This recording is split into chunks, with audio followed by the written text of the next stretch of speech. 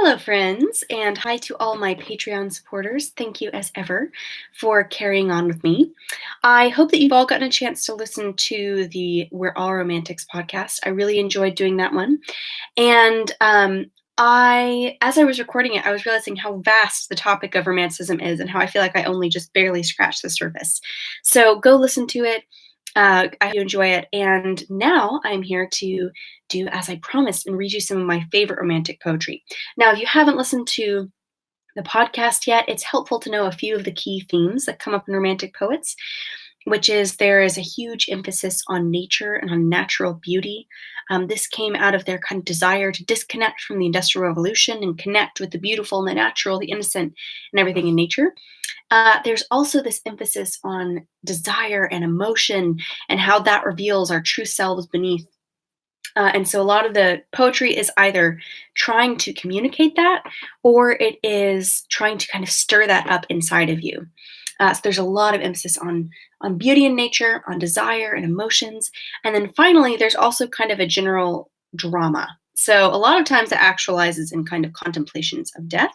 And I talked in the podcast about how that has to do with how it's borrowing from medieval understandings of art that often focus on the cross, but it's either kind of humanizing that narrative by taking it away from the divine element to make it more about the humans, the emotions in it, or it's kind of secularizing it so that it's just about death instead of about the cross.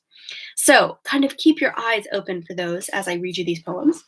Also, I wanted you to know that these are they're less like the most famous poems, the most central, and they're more ones that I wanted to read to you because I think they're beautiful and because I love them.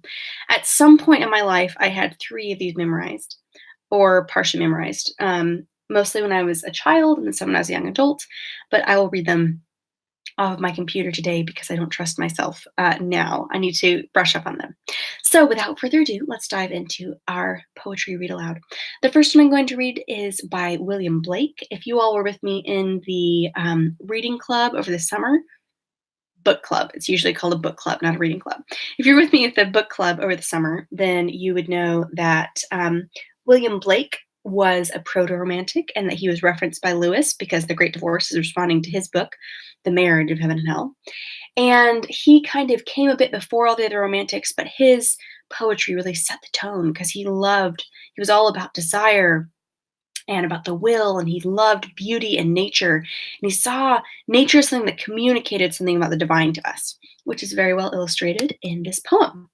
So this is called The Tiger, spelled with a Y because it's Older English.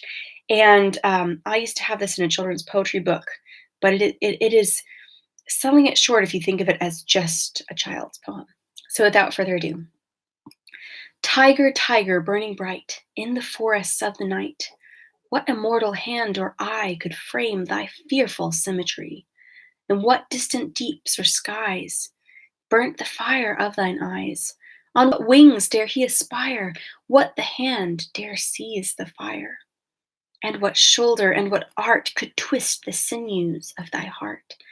And when thy heart began to beat, what dread hand and what dread feet? What the hammer, what the chain? In what furnace was thy brain? What the anvil, what dread grasp dare its deadly terrors clasp? When the stars threw down their spheres and watered heaven with their tears, did he smile his work to see? Did he who make the lamb make thee? Tiger, tiger, burning bright in the forests of the night, what immortal hand or eye dare frame thy fearful symmetry? So this is a beautiful poem with Blake basically looking at a tiger and wondering at it and seeing how beautiful and stark and strange and strong it is, and thinking about what a mighty being it must have been to create the tiger, and wondering. I love that line where he says, "Did the hand that made the lamb make you?" And that's something I love about Blake is he has this sense of the way that nature and beauty is charged with meaning and with God's presence, really. And I think he did think that, even though he was a bit of an unorthodox Christian.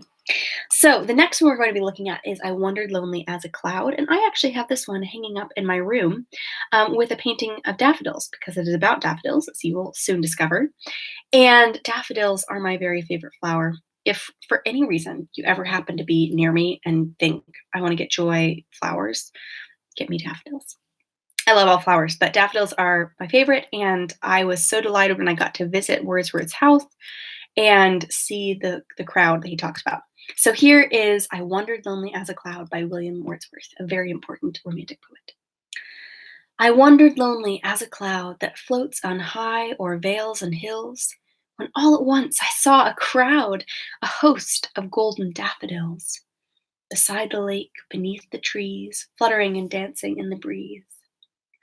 Continuous as the stars that shine and twinkle on the Milky Way, they stretched in a never ending line along the margin of a bay.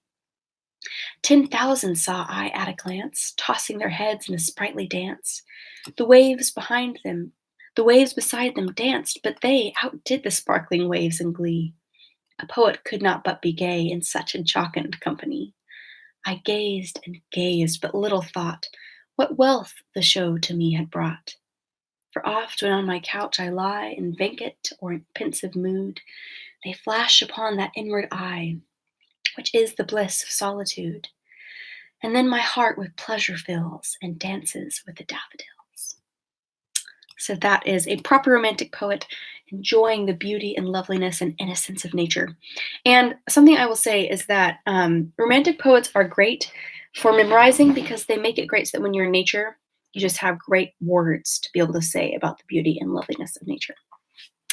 So now we're going to move on to another poem, and this one is by the infamous Lord Byron. I included this one just because I love it, and I remember reading it as a teenager and thinking that it was so romantic, and that I wondered if anyone could ever think of me this way, except for the fact that I don't have raven black hair, which is very Anne of Green Gables of me. And I wonder if Anne's kind of romanticizing of Diana's hair might have come from this poem. So, Byron, as some of you may know, was famous for being quite the philanderer, and yet there was something in innocence that he admired. And that goes along very much with the romantic kind of thought of nature and innocence as goodness. So, this is She Walks in Beauty. She walks in beauty like the night of cloudless climes and starry skies, and all that's best of dark and bright meet in her aspect and her eyes, thus mellowed to that tender light which heaven to gaudy day denies. One shade the more, one ray the less, had half impaired the nameless grace, which waves in every raven tress, or softly lightens o'er her face, where thoughts serenely sweet express how pure, how dear their dwelling place. And on that cheek and o'er that brow, so soft, so calm, yet eloquent, the smiles that win, the tints that glow, but tell of days and goodness spent, a mind at peace with all below, a heart whose love is innocent. Oh, to have those words written about you, but hopefully by less of a scoundrel than Byron. I loved that poem growing up. Okay, one more poem for us, and this is a really good depressing one. One of the things I always think about romantic poetry is that it wants to express a kind of beauty that is so beautiful it just makes you want to die. Which this one I feel like captures that mood. This is by Poe, and Poe is kind of famous. Edgar Allan Poe, you would know him for The Raven and lots of super depressing short stories. Poe is famous for having brought romanticism to America, and this is also a beautiful poem. I think the first time I actually heard it was in the movie Holes, because one of the characters quotes it. It was many and many a year ago, in a kingdom by the sea, that a maiden there lived, whom you may know by the name of Annabel Lee. And this maiden she lived with no other thought than to love and be loved by me. I was a child, and she was a child in that kingdom by the sea, but we loved with a love that was more than love, I and my Annabel Lee. With a love that the winged seraphs of heaven coveted her and me. And this was the reason that long ago in his kingdom by the sea, a wind blew out of a cloud, chilling my beautiful Annabel Lee, so that her high-born kinsman came and bore her away from me to shut her up in a sepulchre in his kingdom by the sea. The angels not so happy in heaven went envying her and me. Yes, that was the reason, as all men know in this kingdom by the sea. The wind came out of the cloud by night, chilling and killing my Annabel Lee. But our love, it was stronger by far than the love of those who were older than we, of many far wiser than we, and neither the angels in heaven above nor the demons down under the sea can ever dissever my soul from the soul of the beautiful Annabel Lee. For the moon never beams without bringing me dreams of the beautiful Annabel Lee. And the stars never rise, but I feel the bright eyes of the beautiful Annabel Lee. And so all the night tide I lie down by the side of my darling, my life and my bride, and her sepulchre there by the sea, and her tomb by the sounding sea. Oh, tragic. Totally tragic. It really is. I don't know why it's almost so tragic that it's almost funny to me, which is how I feel about a lot of romantic poets. But I do love that poem. I hope you've enjoyed this read aloud. And thank you, as ever, for being my supporters and for keeping the podcast going. I hope you're all well, and I look very forward to talking to you next week. Bye, everyone.